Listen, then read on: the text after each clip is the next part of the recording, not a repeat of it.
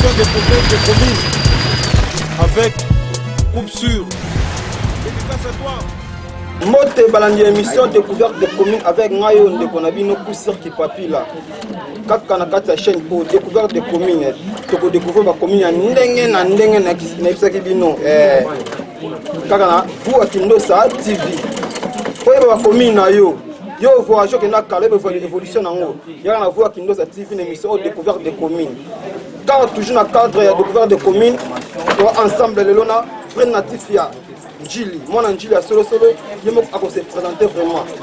Bonjour monsieur. Bonjour monsieur les journalistes. Si papa, tout le monde a 4 émissions de découverte de communes lolo, bana potron bayeba, azanani, ba vrai Njiloa, ba attendre na minute so. Mon entier ba attendre, ba bayeba azanani, pour se présenter.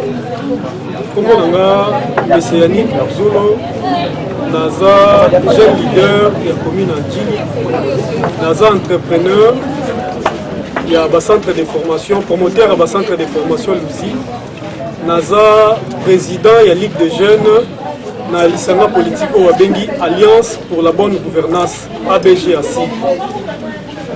Merci, Bana Poto Boyoki déjà. Il y a un propriétaire, il y a un centre de formation, c'est au nom de Lucie Center. Yannick Luzolo, il y a vraiment.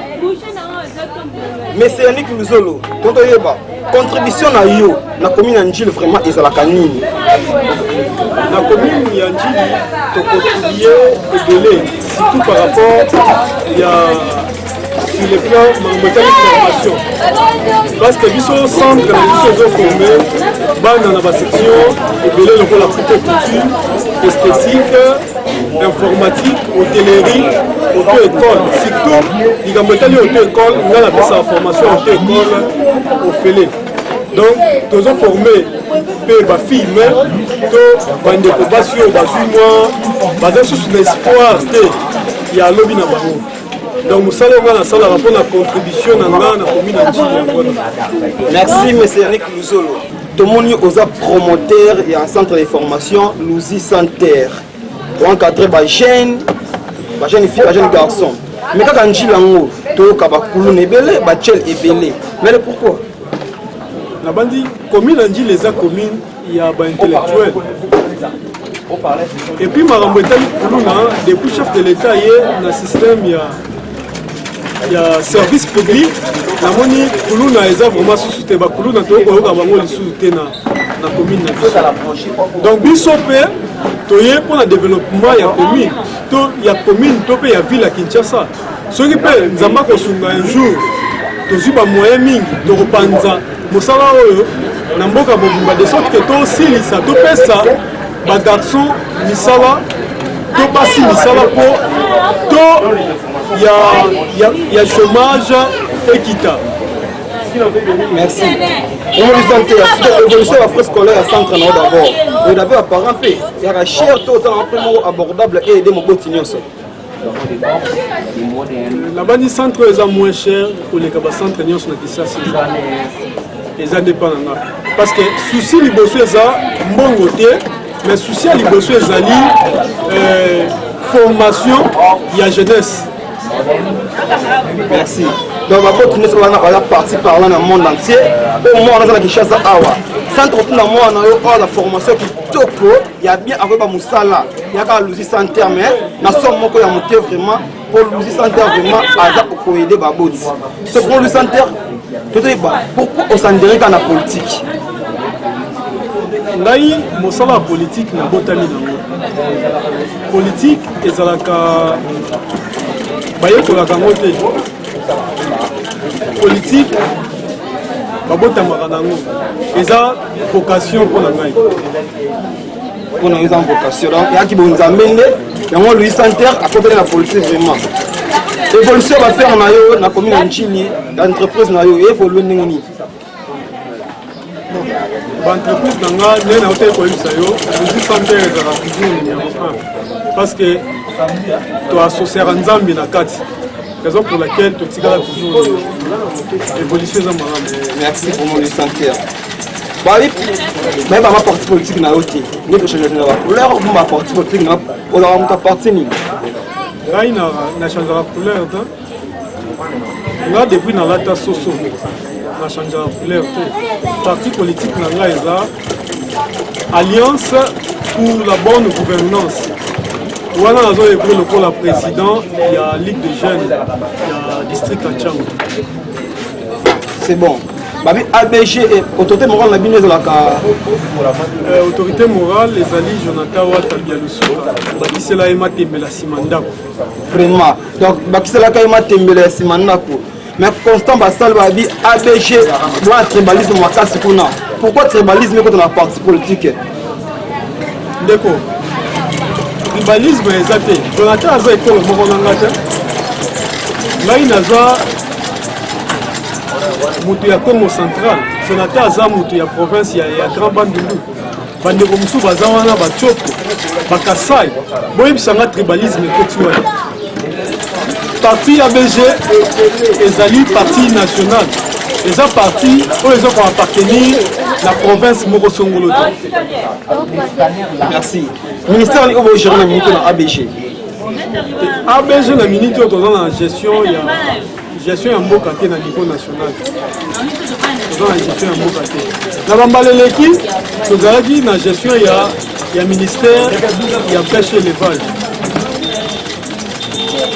Merci Yannick Luzo to ko baka na pour déjà retenir vous Njili est commune oyo ba découvrir Europe liboso Njili tout ba yoka ke Njili comme salité Njili et Njili comme salité Njili okende koye zela ko lekeza la gâté le pourquoi pour ba bim to jeune Njili na mito ala natif ya Njili tout le pourquoi pour la Yannick Luzo ndeko jukoli kozala natif ya Njili ou pas eza likambo te likambo eza kozala la connaissance ya commune oyo ozo diriger.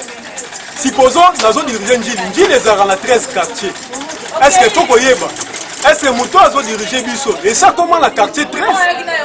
To asungara la Sainte-Thérèse. Est-ce kayebi quartier D? Est-ce kayebi quartier 11? Lelo nga na koyebisa yo toza na quartier 5 ndeko. Soki mbule beti na quartier 5 place à kolekeza te. Pourquoi? Bato batonga bandako mabe. Batonga bandako likolo ya bakaniveau. Lelo yo maye koma kotonda na kopesa exemple tant biso tozokola et carbitus ezalaka place wana etekami pourquoi et carbitus wana utilité nango ezalaka po ni banzete oyo balonaka yango mpona kopermettre mopepe na commune lelo tokomi na monde tokomi na problème ya oxygène o banzete wana eza très important nga na kosenga na bakonzi ya mboka bameka kolongolela biso bandako batongi na ecarbitus kobanda na coin place batie station tina suka bazongisa place wana ya quartier 1 et carbitus ndenge ezalaka soki toke musika na Njili tozalaki na baterrain ebele bandeko soki babundaki te mpo na terrain kimbangiste mbe to récupérer yango te lelo oyo terrain Sainte-Thérèse ezalaki divisé na koki koloba na 4 terrain totikali na baterrain boni basalisa biso ata la police oyo batieli biso na terrain ya Sainte-Thérèse soki moyen eza balongola garage wana bazongisa terrain eza terrain ya ndembo mpo bato babetaka basalaka masano eza garage te message na ngai yango wana donc développement ya Njili mpona koconclure développement ya Njili eza kaka biso banatif ya Njili soki tolobeli commune na biso te soki toluki développement ya commune te commune ekose développer te. Merci pour moi Yannick Luzolo so banatif ya Njili wala no depuis Europe bano monde entier bato aziba olanda en direct de voix Kindosa TV ba olanda yo siko yi osenga na bango so nini mwani ba osala bato bali banda pour soutenir Njili et muso alinga Njili makasi aola Njili komi ba mona soutien na yete pour le long même na banda ko tuna mona pour mettre Njili comme les alaka nani ayebi epete so pas la moyenne ba moyen ezekile la bandi Njili ezana ba association basalaki ya ba force vive ba association bibaki ebelao ezana ba ONG mususu kusala bango za kokomba balabala soki bato bazala ba moyen ndeti ngai pe bokoki kopesa nga mo ba moyen te mwa rato mwa nini biso toza ba leader ya ba jeune na mwa bapointe ozali toza ba jeune oyo bayokelaka biso soki bopesi nga mo ba moyen ekosalisa biso chaque samedi tobimaka na balabala tosalaka salongo ti nyonso wana tozocontribue na développement ya commune tozosunga mpe projet ya kini mopeto e avancé donc c'est ça. Comment Yannick Luzolo Njili tona député Nabiso, il s'appelle Jacob Yout Constantin, à député provincial Yanjili. Tu as maman moi Bimari, à député provincial Yanjili. Tu as bourgmestre Nabiso P. Est-ce que Bino natif Yanjili d'abord ça va vous le capi batouana P. La bandi baza balobeli na biso parce que biso nde toponi batouana pour na kolobela biso. Mais na kosenga na ba député, toza na ba député provinciaux mibale. Papa Jacob na maman Mwabi. Sur terrain tozo mona bino te papa. Na bandi na sala musala na place moko na terrain wana, une place moko na papa Jacob parce qu'ils ont l'équipe na a volé. Na mona papa Jacob, honorable Jacob sera yé na volé. Mais sur terrain, tozo a besoin de projet, il y a développement, il y a commune. Et ça mandat population de PCO. Maman Mwabi, papa Jacob, mandat population à Pesibino. Mais boti kapé li solo na mandat na bino. Comment est-ce que ina comme na li solo te. Bino si bomona batouana, si no mona bango. Bon. Comment na batouana pour na retourner bango développer. D'abord Moussa na bango eza ko voter ba loi ya province pour na tout ça. Mais bango mo peut faut ça la action ya développement parce que ba lobby ke ba datif andili. Hein? Les lois biso ba leader andili. Nani ba association andili tozo luka développement ya commune. Na bandi ba association wana ba komela ki ba député provinciaux pour mamambo etali tribune populaire. Ba komela ki bango pour na koisa bango ke tala biso makanisi tozui boye. Tozo na développement, to besoin de développement. Tala. Toyoka ki na ba masolo. Qu'est-ce qu'ils ont fait? Bango ba salini. Ba contribuer nini par rapport à ça? Na souci nanga eza makamba tribune populaire wana te. Moi je ne suis pas dans ça. Souci nanga ezali développement ya commune, propriété ya commune. Bandeko Jacob, ba maman Mwabi, baza ba leader, baza pe na bato sima na bango, ba utiliser même bato wana. Ça ne fait que ça longo ya chaque samedi au moins tolonga bosoto. Ça longo ya chaque samedi au moins ba caniveau aux a débouché. Ça longo ya chaque samedi au moins mai et aux a souté na ba balabala ndenge njile kozonga ndenge tozali kokola kala. Est-ce que faut venir et à la soin pour partir à ces relatifs, c'est la comme ça chaque samedi, mais ça que non, et comme vous mettez ça, c'est la chaque samedi. Mingi, ba konzi ba tela biso ko sala samedi. Mais mosala ya ndako est-ce que ndako na yo il fallait otomba ngo poza la samedi? Non. Ndako ça mara, mosala ça mara chaque jour. Yango na bagi na ebandela que mosala moto nyonso soka la mungi na tongo akomi balabala na ye akangisi matiti babwaki yango na bisika oyo esengeli tokosunga pe ndeko nani gouverneur Jatini Ngobila pour na projet na ye ya Kilmopeto. Bon, on est que zolo. Le que ça ngaso passe dans mes amis. Bato ba comme la batiti ba balabala oyo. Je vois na croiser la papa mon quartier 13. Et puis ngai à côté CV na et pour zona musala. Ba c'est 15 000 francs pour pointer par jour 8 000 francs parce que 15 000 francs avant d'y na musala. Tu as un message journal vraiment essayer nga passer. Tata yo mutolo ka musala akombola kutu balabala ba pointer 8 000 francs. Mais avant ce musala on va 15 000 francs. Est-ce que vraiment c'est normal? On a ngai na éviter. Mais oh nga na évi kozwa mutu na musala basengela bango. Kozwa mutu na musala basengela bango. Ngai naza na ebisa ki naza entrepreneur na simananga naza na 17 personnel. La tia ko senga ta moko te likuta pona kopesa bango musala. Moi na pongo zo mungu nganjila ngote même le APG bokanze lo komo boza ba jeune basa la propriété bote bo ratio moko boy so bato bali bana APG tomba ya ba kota be comme ça te abato komo awa luka ne fisque moi 10 000 francs. Kosala musala ya salongo, kosala musala propriété, ezosenga kaka te bafuta yo. Kosala musala ya propriété ezosenga volonté ya mutu. Volonté. Nga toujours na lobaka tant tozali kokola. Soki mai ezotona na balabala. Soki balabala ekombo soto. Biso ba jeune ya balabala nyonso tozali kose réunir, totimuli même mabulu mpona koluka, to canaliser mai wana, totia balabala na biso propre. Lelo makambo wana ekenda wa. Lelo makambo wana ekenda na osenga la ba jeune tomeka un peu kolamuka gouverneur de la ville Jatini Ngobila Mbaka na moni à cette organisation non mikolo yo na pa matete wana bamilangi oyo bagie ba plastique bato baketeka yango kuna. Est-ce que bana njili pe baosala baokanisa me milangi na banjili na koteka kuna bamilangi bakilokota bamilangi po abe moko ya biloko oyo komisa njili sali te pe yango wana bamilangi bagia plastique bachasa ba au pire organisation moko jatilingo bila sali mpo na yo omona ngo neni. Ngai mpo na ngai naza pour organisation nyonso oyo komema développement na mboka, surtout développement na ville oyo biso tozwami ville ya Kinshasa. Naza pour. Merci pour moi Yannick Luzolo, le patron des centres de formation du centre Tozani Awa Yannick Luzolo, l'un des centres Oyebana na commune na biso Yanjil vraiment. Pour moi Yannick Luzolo, vision politique non vraiment ezalani. Vision politique nanga na koki ko italango te na itando muke. Mais par rapport à la politique, vision est belé. Il faut le voir na kotandela bino na molai penza onga na lingo kokoma lobi. Merci. À bientôt la 2023.